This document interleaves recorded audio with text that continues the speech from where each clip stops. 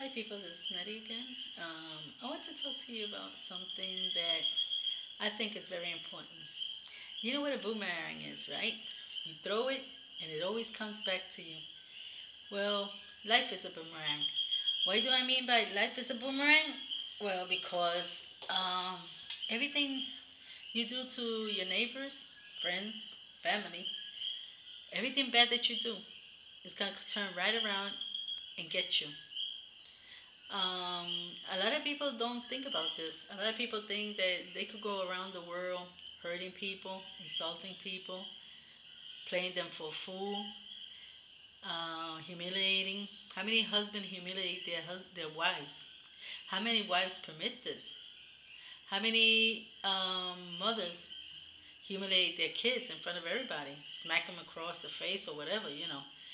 And how many kids grow up and when their parents are older, they humiliate their parents, you know.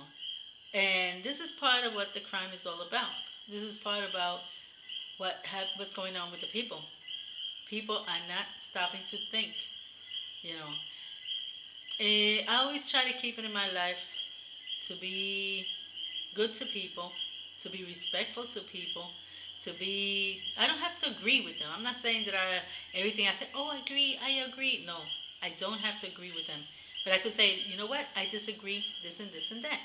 With respect. You don't have to humiliate the person. You don't have to insult the person. You don't have to do none of that. You know. And a lot of people they go on the radio and they insult each other. They don't really care how they're talking. As long as they get their views, they'll do it. You know, without thinking that millions of people are listening to them. Okay, so now we have one thing. Let's say an example of a boomerang. A father who disappears, totally disappears from the life of their child. They get divorced from the wife. They forgot that they had a wife, they had a kid, they had everything, and they disappear. Make a new life. Those kids, they grow up to be, let's say, not all of them become delinquent. Some of them become doctors, lawyers, you know. They hit the lot or whatever. They become good. Then their fathers, all of a sudden, remembers that they had a kid. And then they go, oh, that's my son, that's my daughter, and starts calling them up and everything. Then they start crying because their kids don't want nothing to do with them. Because they would start thinking, where were you when I was small and I needed dad or I needed mom? Where were you? Now that I don't need you, now you come to my life? And then they're feeling hurt. Um, Another way, parents that abuse their kids. And when they grow old, the kids disappear from their life.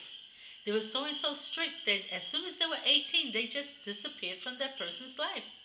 Don't want nothing to do with their parents.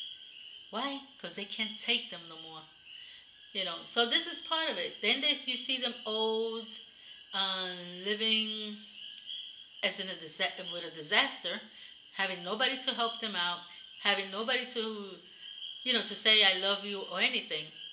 And you wonder, why is this elderly person all alone if she got or he got a family, got kids? Where are their kids? But have we stopped to think, how did they treat those kids? Because I tell you, I got sick in 2009, about to die. My kids almost went crazy. Just thinking, my daughter almost lost her child. She was pregnant at the time. My son, if my husband don't grab him, he would have gone to jail because he went crazy. He started hitting the wall and screaming, and the cops tried to stop him. He almost hit the cop. And thank God that the cop understood, what he was going through. And my husband could have, solved the situation. But that's how crazy they went, you know. And now that I didn't die, of course, because I'm here, now they treat me much better. They treat me much better, and they treat me with even more respect. Why? Because they noticed they could have lost their mom, and they always come to mom.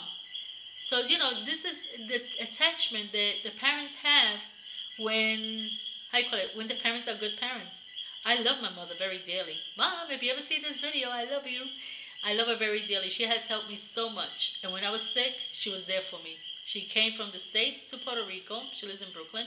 She came all the way from Brooklyn to Puerto Rico, spent a couple of months with me, and helped me through my bad times. My brother, if it wasn't for my brother and my mother, I wouldn't have a home. I would have been renting. But they had helped me so and so much, and I wanted to say publicly, brother, I love you, my only brother. I love you, and thank you for everything you have done for me, mom. Te quiero. So I hope you know that. She is a very good mom. I love her so much. We always joke around, and I want just seriously, seriously want to tell you, mom, te quiero, and gracias. Thank you, Mom, for everything you have done for me. You're the best. I won't change you for no mother in the world. You are the best. Love you, Mom. Love you, brother. And love my family. Cousins. I haven't forgot you. Uncles. But especially for my mom and my brother because of so much that they have done for me. Love you, Mom. Love you, brother. And God bless you both. And God bless everybody else. Just wanted to get that out of my system. Because I really do love my parents very much. Well, bye. God bless you.